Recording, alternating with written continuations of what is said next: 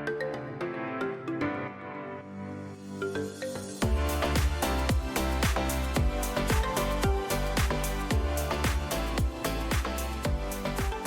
thanks everyone for joining us. I'm going to get started now. Welcome to the fourth episode of Fast Forward, our webcast from Catalyst Agency. I'm Joanna Pope, filling in for my colleague AC Coppins as the moderator today. I'm really excited that we have Alysha Naples, an immersive experience designer, with us today. Alysha has worked on the bleeding edge of both technology and design for nearly 2 decades. And in her previous role as Magic Leap's Senior Director of User Experience and Interaction, Alysha shaped new interaction modalities for the next generation of VR and AR interfaces.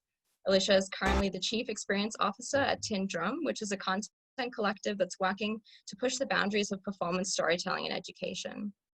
Alysha has done some really interesting projects also recently. She's been collaborating with the artist Marina Abramovich for the last few years, actually, and she designed the exhibition For the Life at the Serpentine Gallery in London. And in September 2017, Tin Drum premiered Tartuffe, which is the world's first volumetric XR short, and it features 15 volumetrically photographed characters.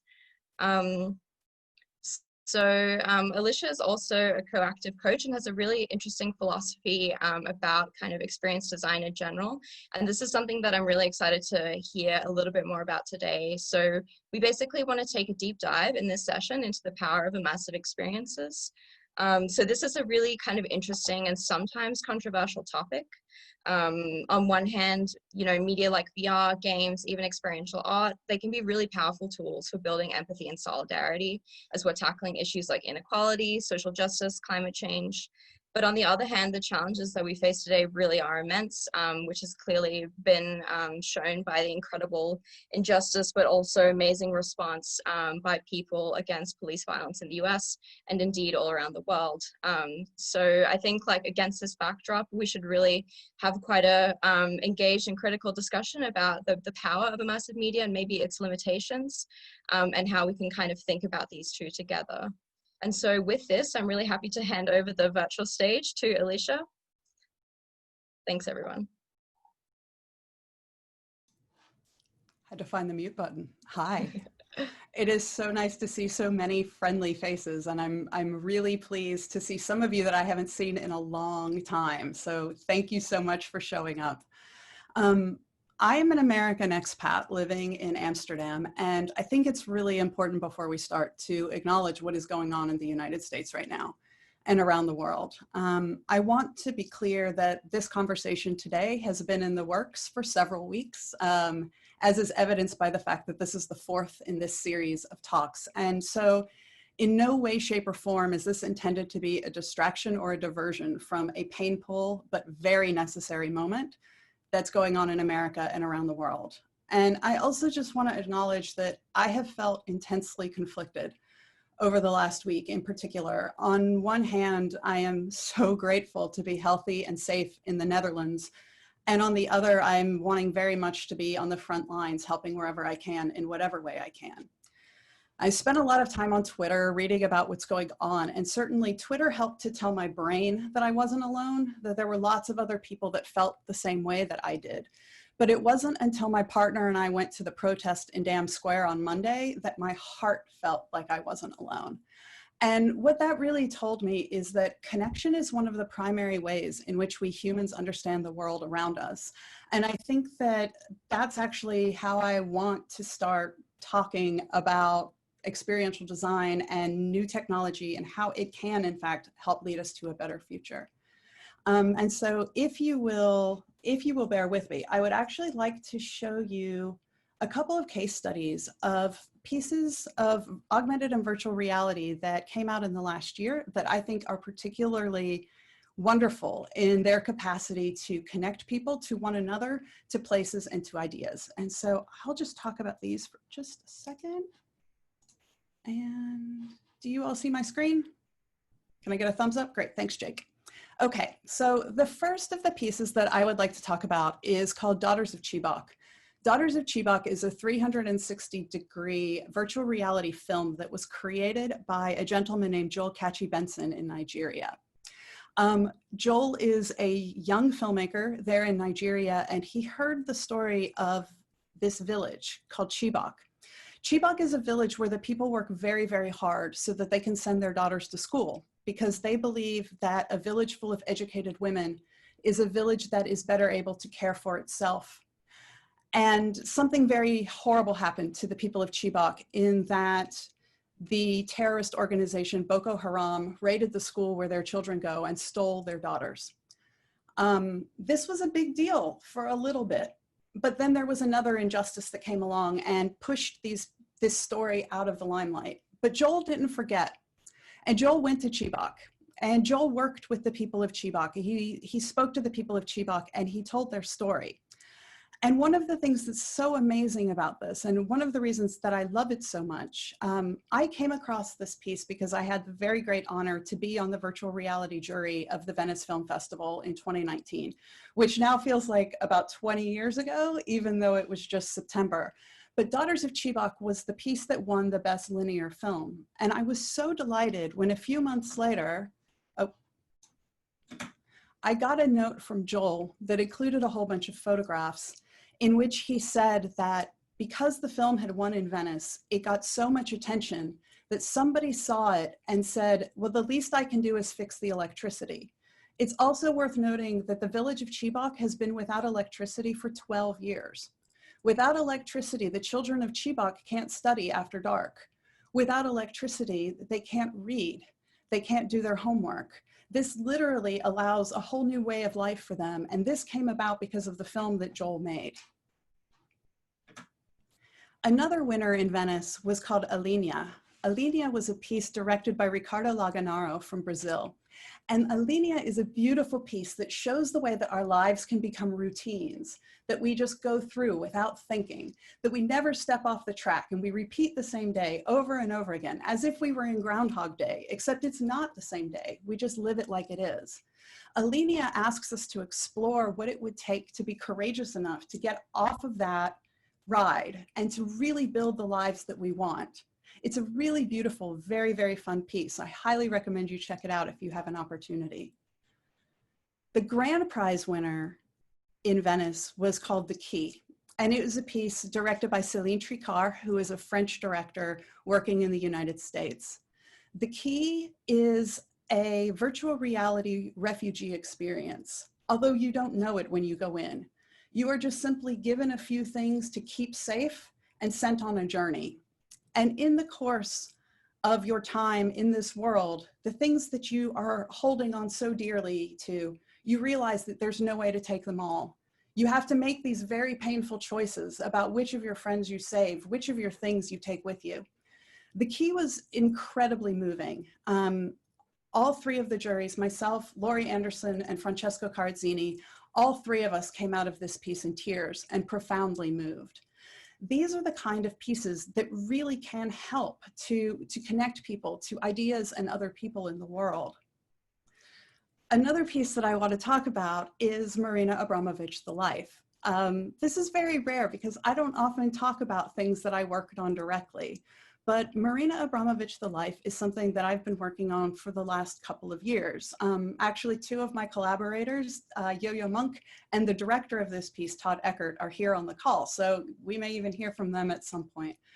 But Marina Abramović, The Life is not a virtual reality piece. It's an augmented reality experience that we staged at the Serpentine Gallery in London in February of 2019.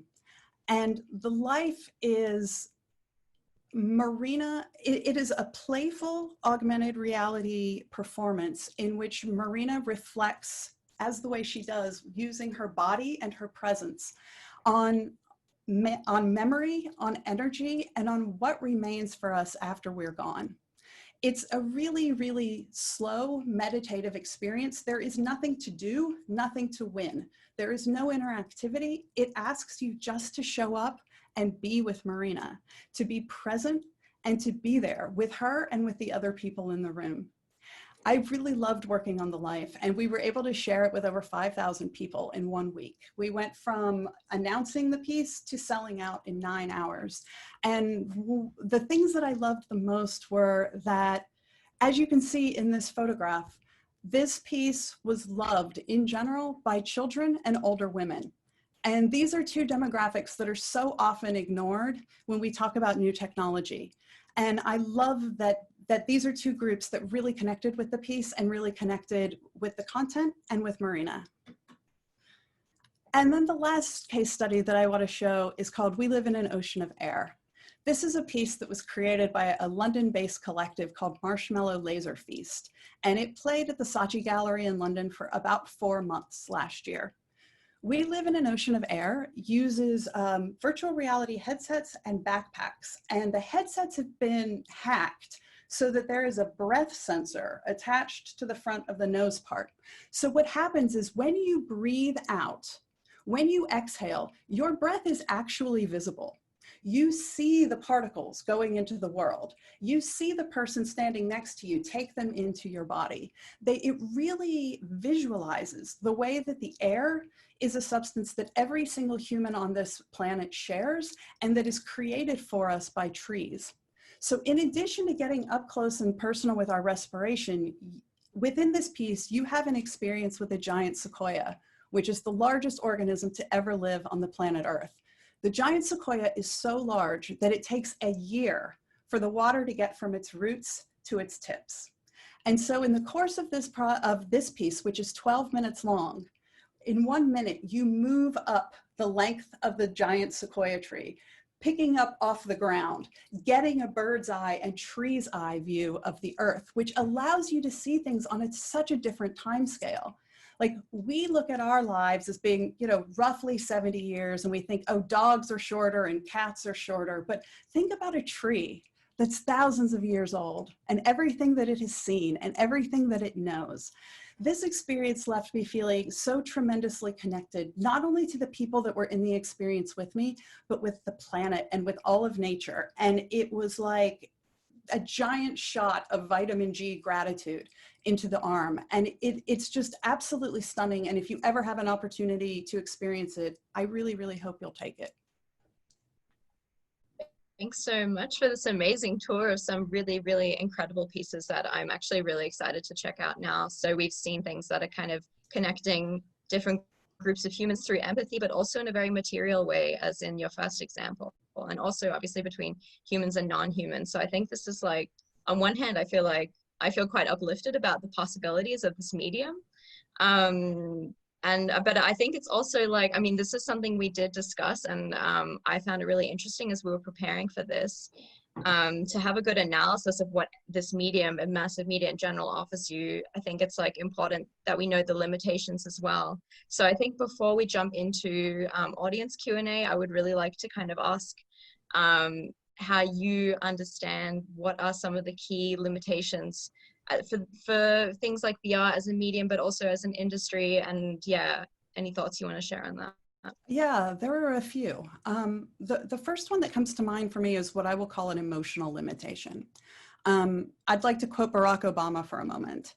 If we hope to meet the moral test of our times, if we hope to eradicate child poverty or AIDS or joblessness or homelessness, then I think what we're going to have to talk more about the empathy deficit, the ability to put ourselves in somebody else's shoes, to see the world through somebody else's eyes.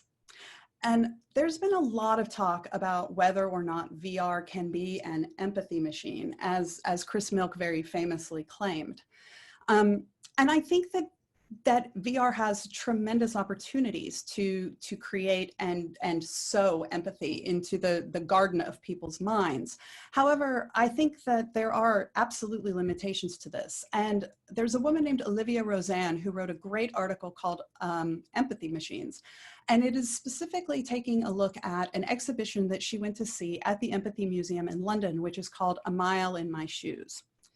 In A Mile in My Shoes, you literally walk in the physical shoes of a refugee while listening to them telling their story. Olivia Rosanne walked in the shoes of an actress named Julie Chung In-hin, who had been born in East Asia and came to Britain as a refugee. Rosanne's reflections on this were that she could imagine Julie's pain, but that she would never actually suffer it. And that made the experience of walking in her shoes feel more like consumption than like communication.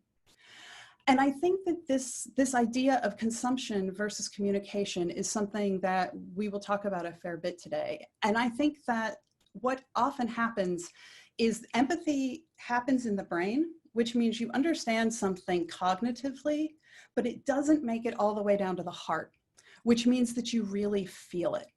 We are physical beings, and we call our feelings, not because they're emotional, but because we actually feel them in our body. And so I think that one of the real limitations of VR is actually the limitation of the human that is in it, which is, what are you going to do with this information? Are you going to let it into your heart? Another limitation that comes about is something that actually Olivia Rosanne mentioned as well, which is she wanted to do honor to Julie's story. She wanted to make sure that she gave it the gravitas and seriousness that it deserved. So she was very careful that she took her time with it. However, when she came out, she realized that there was this huge line of people that had been waiting to go in, and she had been holding all of them up by spending extra time with Julie. And she refers to this as her second big empathetic failure of the day. The question for me here, though, is, or actually I think the point that it brings up is that sometimes by trying to be empathetic in the virtual world, we can actually lose sight of the real world around us and be cruel or unkind to people in other ways that we don't expect. In her words, I wrote this down because I thought it was so nice. In paying careful attention to the recording, I paid too little attention to everyone else. And I think that is definitely a concern that we need to factor in when we're working with any sort of virtual media. Claims of VR as an empathy machine always take me back to Roger Ebert, the great film critic who I loved very much, who said that the movies are like a machine that generates empathy. It lets you understand a little bit more about different hopes, aspirations, dreams, and fears. And unquestionably, stories and art can change your perspective and can lead to empathy. There is no question that without books like Roots, the autobiography of Malcolm X, To Kill a Mockingbird, and Half a Yellow Sun by Chimamanda Ngozi Adichie, I would not be here today and I wouldn't feel the way that I do. These are pieces of art that opened my eyes and changed my mind and my way of life. Another real limitation, I think, with VR that we need to address, and Adina talked about this a little bit in the first episode of Fast Forward, is the fact that there are financial limitations on how VR can be an empathy machine. And so even as we talk about literature and fine art, we need to understand that the perspective of those who go to museums and read books is still one of power and privilege. And if we talk about VR being the way that we're going to change people's minds, that's actually taking power away from the people that are in the streets, the people that are doing the work in actual physical space. And this is in many ways even more true of VR because VR is generally very expensive to produce and can be consumed by only a few. So if you're making something in VR, by definition, your audience are the people that have the headsets. And the people that have the headsets are, again, the privileged few. So what happens is it becomes this cycle of the privileged telling stories of the underprivileged for other privileged people. And so what I believe very strongly is that if you believe that VR is a medium that can help change society and bring empathy to people, then you need to be working very clearly to make it accessible to other people. Until, like, why are all these great videos being made? Because these days everybody carries a video camera in their pocket. Until VR is something that's equally accessible to people, it's not going to have the full power that it could. And so I think it's worth pointing that out. VR can shrink distances. It can bring people together. Daughters of Chibok allowed me to see the lives of people that I haven't had an opportunity to meet, and that was incredibly powerful. But if that gets twisted, and so much gets twisted in technology, the unintended consequence of this could be an implication that the best way to understand another person's perspective and act in their interest is not through talking to them directly, looking them in the eye and listening to their words and connecting with them, but by taking in a piece of edited and curated media that comes through somebody that feels more like a peer to you because it comes through the vessel of a filmmaker. For lasting change to occur, it is not enough to paint another person's reality, even if you do it as sensitively as Joel Catchy Benson did in Chibok. There needs to be a movement happening in tandem that will allow people to use their newly awakened awareness. The energy needs to be channeled somewhere, or else the experience can lose its communicative power and become just mere entertainment. Empathy is the first step, but it has to be followed by compassion and commitment in order to make change. Connection plus courage plus compassion plus commitment equals change. That's something that I've been thinking about a lot the last couple of weeks. And I think that somewhere along the line, the reason it's taken so long and been so hard to get any forward momentum is somewhere along the line, one of those pieces is falling out, and therefore it doesn't just flow. That's a really interesting and a really clear kind of analysis of the situation. I think even just thinking about it in terms of this formula is certainly, I think it gives a lot of clarity about like what is missing currently in the situation. I hope that we can kind of come back to this into the discussion, but we also have a number of other super interesting audience questions. So I want to hand over to Anna now. Anna, is there any question that you think we should maybe kick off the discussion with? Thanks everyone who sent them in. Please keep sending them as well. Anything that kind of comes to mind. Hi, everyone. Thanks for the questions. So we have quite a few questions. Maybe we'll start with the first one, which was also kind of a pretty practical one from Kathleen about the life. So would you like to ask it, or should I do it for you? It was just a brief question about. Thank you, Alysha, and thank you everybody to set that up. I have several questions, but the first one you're referring to is, what do you see in this Marina Abramovich piece when you're saying they don't have to do anything and they're just standing there holding her hand? What do they see in the Magic Leap? Okay, that's a great question. So basically, are you guys interested in hearing a little bit about how it got that way? Like, is process interesting at all? Maybe? I think it could be cool. We have also a later question that's asking about how is designing experiences for VR different from other media that share some of its characteristics like film exhibitions. So if you can kind of weave those two together, that might be cool. All right, I'll see what I can do. Ari. Yeah. I'll see what I can do. Third one, which is actually also, I think also Jake's question. I think the live could be a very interesting case study to address all these points, to be honest. Yeah. More, because also we have another question about how more sensory inputs could create a better brain connection. So I think also bringing this in, because I understand there were some sensory inputs in the experience as well. So okay, so before we overload me, let's start with Kathleen's very practical question, because I think it will give people a better understanding of what happened in the life.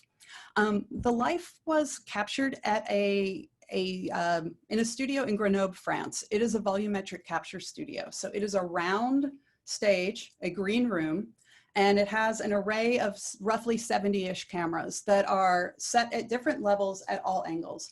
So basically what the life is an 18-minute long performance that Marina created in the moment. When we took her into the studio, Todd and I were in the studio with Marina, and she was asking how it works. And Todd kept saying to her, do you see that circle on the floor? You need to stay inside that circle. And of course, Marina being Marina, her first question was, what happens I go outside circle? And I said, well, you disappear. And she said, what do you mean disappear? And I said, well, you disappear. You're not there anymore. And she said, I go pop? And I said, yeah, you go pop. And she said, like Tesla? And I said, sure, it could be like Tesla. And she said, okay, pop like Tesla. And then she went in and immediately just started playing around, walking at the edge of the circle, jumping in and out. And when I asked her what she was thinking about, she said that she was thinking about memory, about energy, and about what remains when a person is gone.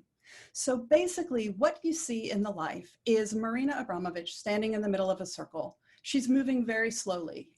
It's a very meditative experience. It feels at times like doing Qigong or Tai Chi. She moves around, she looks you in the eye, but mostly she moves in and out of the circle, appearing and disappearing each time. And I don't want to like give the whole piece away, but one of the things that is the most interesting is that because Marina wanted to pop so often, because she wanted to leave the circle so often, it becomes very much a dialogue about memory and presence when a person isn't there. So when Marina leaves the circle, her body disappears, but her shadow remains.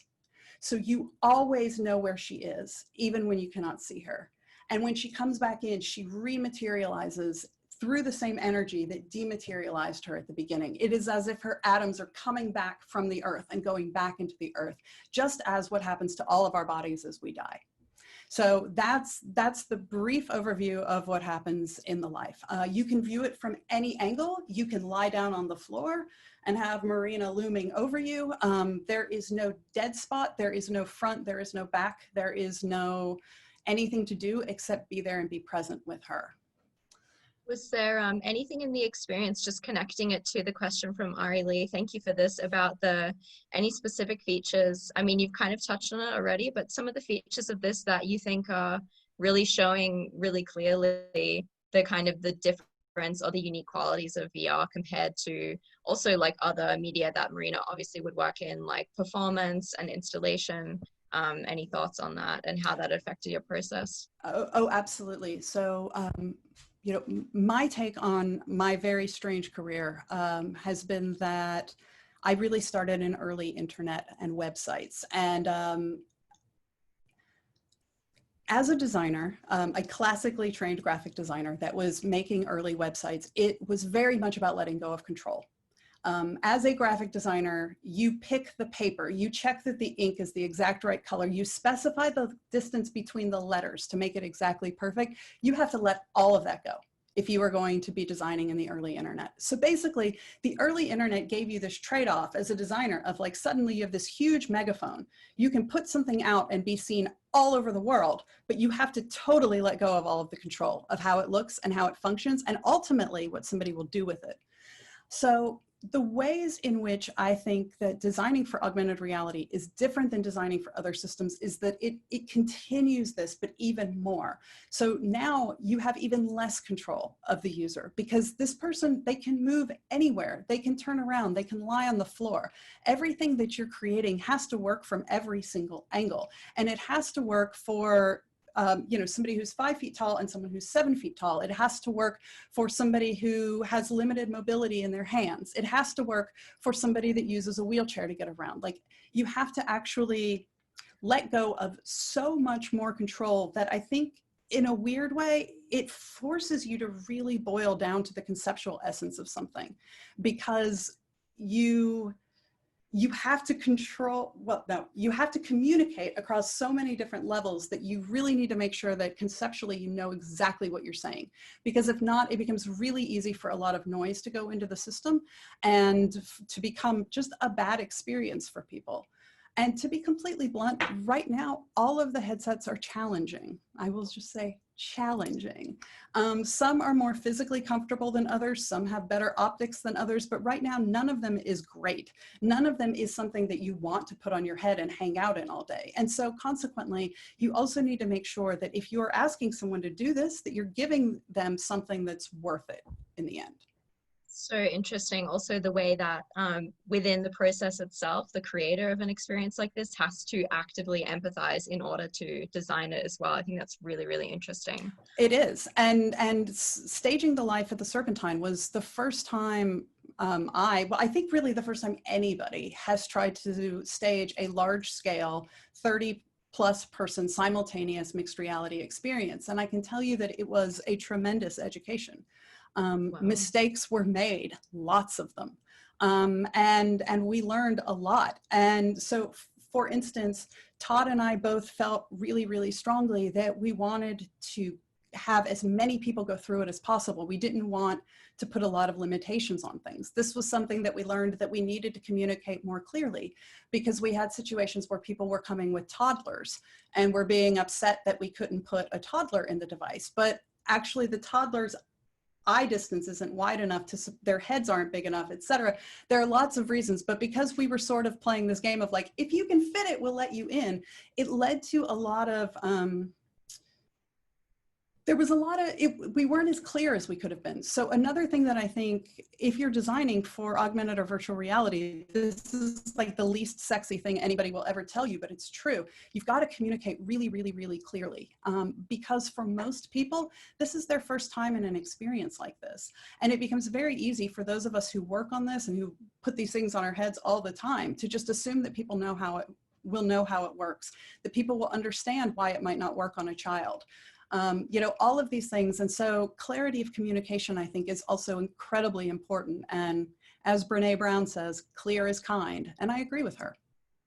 Exactly, like as also as a point on the kind of accessibility factor that you had mentioned before. I think now I just want to jump back to this really interesting question from Jake. So Jake asked, could bridging from sympathy to empathy come through more sensory inputs and therefore establishing a kind of better brain connection? So I guess, I mean, Jake, unless you want to kind of clarify yourself, sensory inputs being haptics like touch, maybe smell, obviously sound can be very important. Yeah, for sure. And I've had the pleasure of working with Alysha at Magic Leap, which is wonderful. And I remember very clearly that first experience when I had put on the kind of prototype Magic Leap device and I saw the figure on my hand and I could feel its feet on my hand, which was such a wonderful experience of my brain connecting to these kind of subtle wave current shifts that happen. And to me, and I'm asking not from a neuroscience perspective, from an artist perspective, have we seen things in the world where these sensory inputs, maybe either super extended sensory inputs, can help to bring a little bit more empathy to these connections as opposed to just the sympathetic kind of consumption experiences that you talk about, Alysha? Great question, Jake. It's so nice to see you, dear.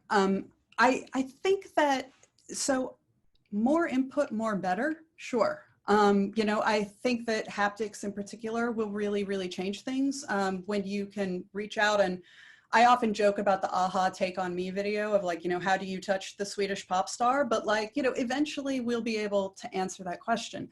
For me, the bigger barrier isn't the sensory inputs, it's actually the person. The real question for me is the person. And it comes down to, I feel like I'm beating a dead horse every time I speak because I always harp on this, but it really comes down to courage. Like, do you have the courage to not just understand it here, but to allow yourself to feel the pain and fear of someone else? Do you have the courage to take that into your heart and into your life? Because if you have the courage to get it there, then you can view whole systems with compassion, including yourself and your own role in it. And that is when things can really change. So I definitely think that more sensory inputs being attached to virtual reality will absolutely make the experience richer. I think we live in an ocean of air is a great example of that. The breath sensor, for instance, it visualized something that none of us ever sees. None of us ever even thinks about air until it's gone or smells bad. Like, you know, let's be clear, none of us thinks about it, but by visualizing it, by seeing the way that it goes in between our bodies and supports all of us. I mean, not only was it an amazing coronavirus primer, you know, a year in advance of why you should wear a mask, because the stuff that comes out of you goes directly into that person and vice versa. So I think that visualizing things really helps people to understand and appreciate them. But the biggest barrier isn't just haptics and smell-o-vision and all of those things. It's actually the human on the other side and them being willing to take it on, them being willing to stand up and change. That's a really interesting perspective. Yeah, I'm really curious to see how all of this stuff will develop. And I mean, please, anyone else, if you have questions that are still unanswered that you'd like to share, please be brave and type them in the chat. Otherwise, I'd love to continue with some things that I still have questions about. Kathleen, do you want to jump in? Yeah. Yes. So in the last weeks, I also have a client where we are discussing that, but what you see with what happens in America right now and what COVID kind of brings out, I think 2020 is a year where, I don't know, the masks are falling down and people are revealing what they really are, or what really happens.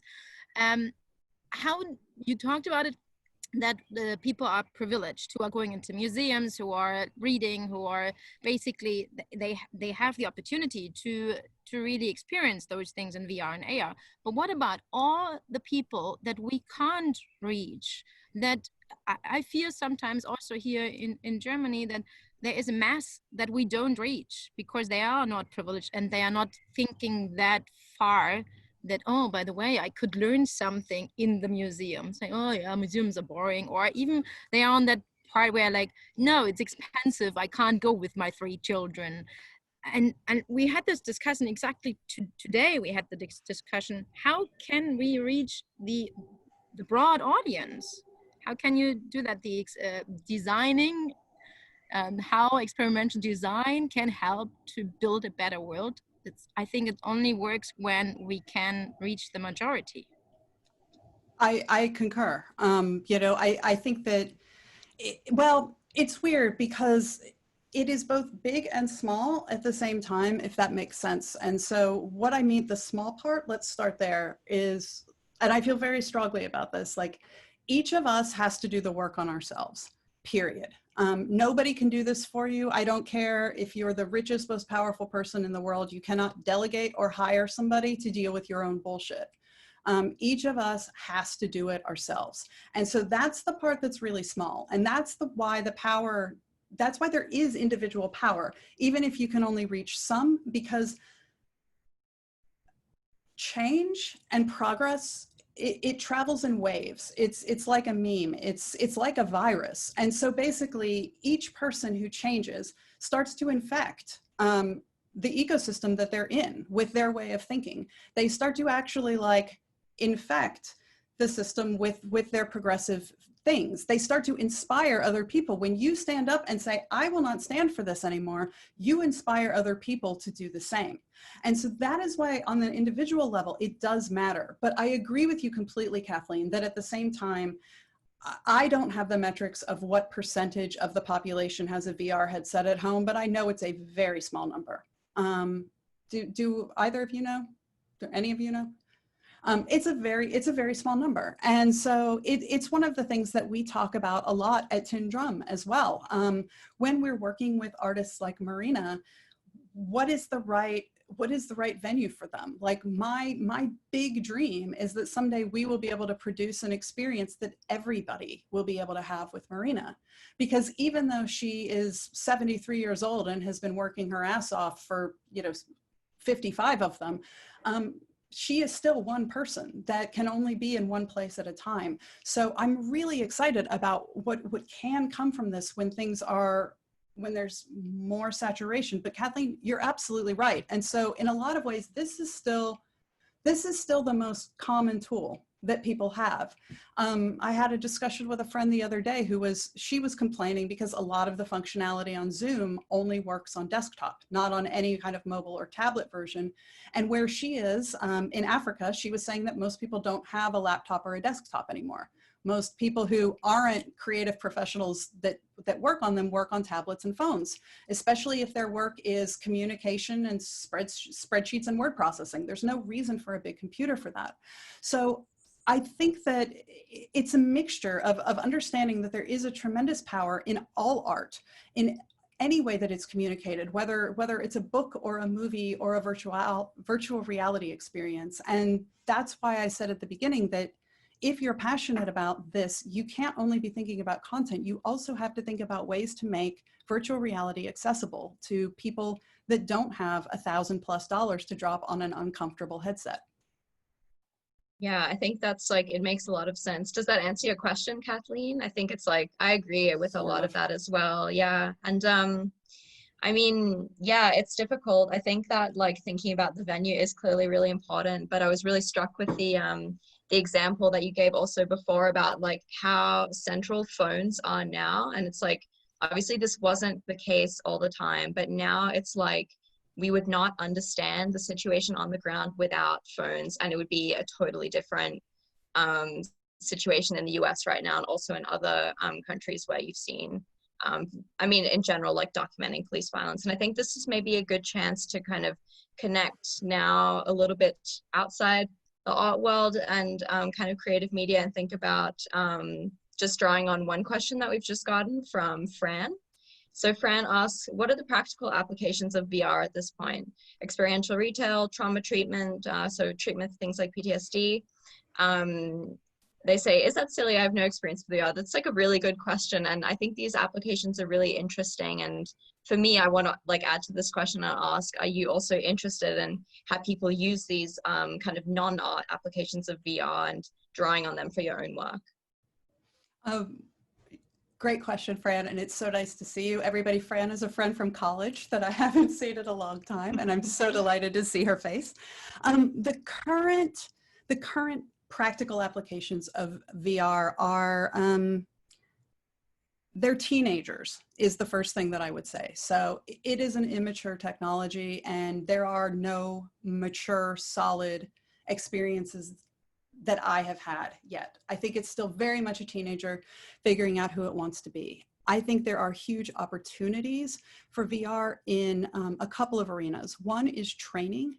Anytime you need to train a person to do something that has an inherent huge risk. So I'm thinking about surgeons. I'm thinking about HVAC techs. I'm thinking about, you know, anybody that works in a situation where there is some sort of danger. If they screw it up, they can have a lot of practice and screw it up with no, you know, low to no stakes. So that's really interesting. There have been some very encouraging studies with regard to PTSD, also to people suffering from chronic pain. That often, if you take a person who is, for instance, stuck in a bed in a hospital, recovering from an operation, that allowing them to have a virtual reality experience outside of that environment can often help them to feel as almost as if they went outside of the hospital for a little while. So I do think that it can offer a respite for those who can't actually do these things. But something that I feel quite strongly about is that at least right now, I'm not saying forever, but certainly for right now, it is not a substitute for the real thing. Right, yeah. We have one more question. I think this will be one of the last audience questions, but yeah, I mean, it's nice if we want to continue if everyone has time, but this is from Peter. What are your thoughts on how Half-Life Alyx has pushed the boundaries for creating a AAA title that is only VR? Will games help push VR into the masses as a new norm? Super interesting question, and we did talk about games as well. So I'll hand it over to you, Alysha. I think it's a really, really good point to make. So the first thing that I want to just be super clear about is I haven't played it. So I have no specific Half-Life information to share. But what I do think is, what I think will probably address your question, hopefully, is that unquestionably right now VR development is basically like a barnacle hanging on to game development. And that is primarily because of the tool set. So right now, almost everything that you see in VR goes through a game engine. And so while game engines are completely capable of making virtual reality, that is not what they're designed to do. They are designed to make games. So we are taking a tool and kind of subverting it in the same way that I do when I use my water bottle as a hammer, which happens more often than I'd like to admit. But you know, I'm taking a tool and I'm using it for something else that it's capable of doing, but that isn't necessarily what it was designed to do. Do I think that games will help lead VR adoption? Absolutely, and without question, for many reasons. So one of them is the fact that, as I said, almost all VR is coming through a game engine. But beyond that, gamers as a demographic are a group that is willing to spend a lot of money on technology to be able to have a great gaming experience. These are people who buy, you know, gaming specific laptops, gaming specific steering wheels, gaming specific pilot chairs, like all of these things.